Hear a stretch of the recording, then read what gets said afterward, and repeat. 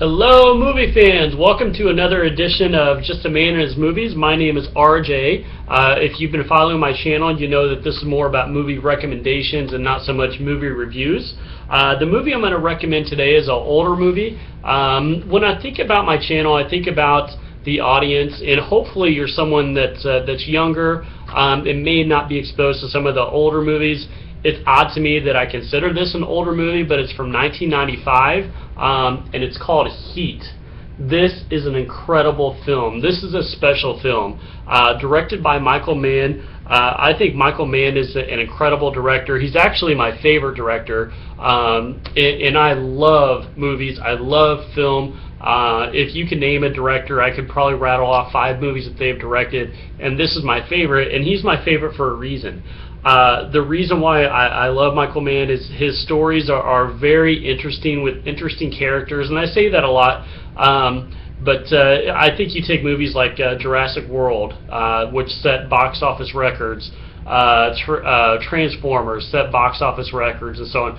The characters aren't interesting in those movies, but Michael Mann movies, they certainly are interesting, and I think this is his best ever that he's done, especially in this genre. He's done 3 films, to my knowledge, in the genre, and it's going to be the crime saga. Basically, cops and robbers is what he's doing, but he usually sets them in L.A., and he really knows L.A. He's done Heat.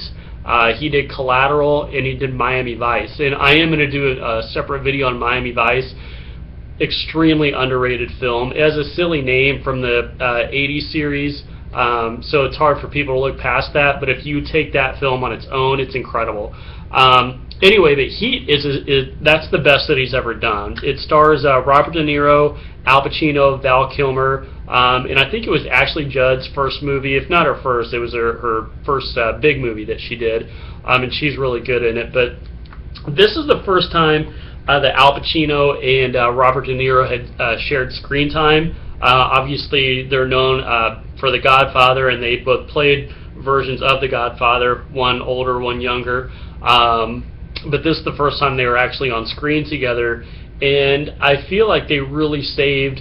They probably had planned on doing that, but they wanted to find the right material, and they definitely found it in this film. Al Pacino plays the cop. The detective who's relentless. He's that kind of guy, type A personality, where Robert De Niro plays the villain, or is he a villain? Yes, he's a villain, but he's kind of a villain that you root for, and he's also a type A personality. They both take their work very seriously. They have a conversation in the movie that's incredible. They say, well, I don't know how to do anything else, and the other one says, well, neither do I. And it just, you have to see that scene to understand what I'm talking about. So the entire film from top to bottom is great. All of the supporting cast, including Val Kilmer, who is incredible in this film. He has a scene where he really just gets off, as far as when they're robbing a bank, and you'll have to see the scene. You'll know immediately what I'm talking about. But the film is it's also about hesitation. Hesitating to walk away from things, no hesitation to pull the trigger, and they use the theme of hesitation throughout the film, and he does it in a really smart way. So just a little thing that I picked up on. But like I said, this film overall, it's one of my all-time favorites. I saw this in 1995, blown away. By far the best heist movie, the best cops and robbers movie that I've ever seen, and Michael Mann is the reason for that. His shot composition is really interesting. He uses a lot in really all of his movies. He'll have a scene, or sometimes several scenes, where you see a literal storm forming in the background, and it's beautiful how he does it.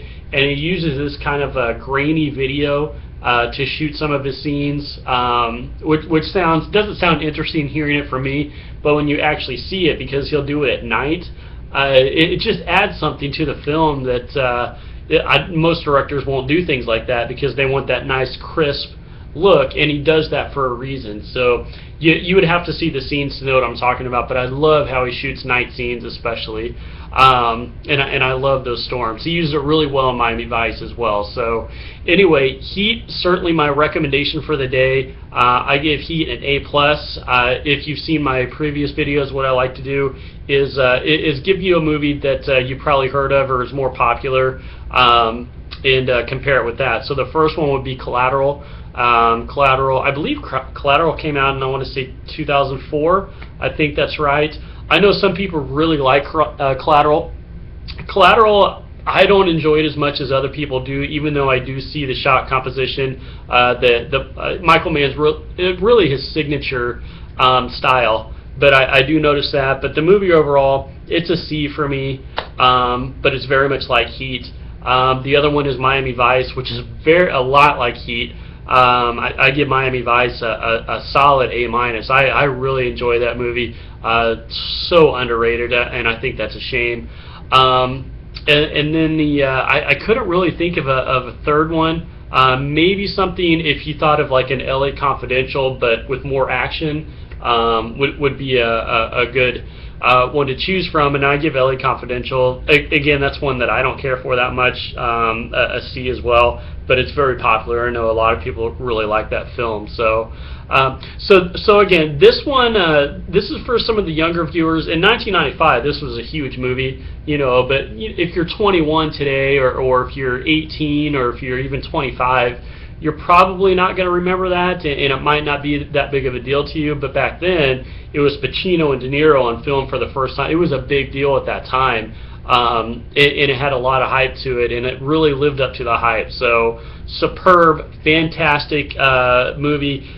I would say this is probably 2 hours and 25 minutes or so. I don't know off the top of my head, but this is time well spent if you're looking for a good film. So strongly recommend this one. And if you do watch this, please leave in the comments below, because I'm very curious what people, especially younger people, what they would think about this film and how it holds up to 2015. This movie's 20 years old now, which I can't believe I'm saying that.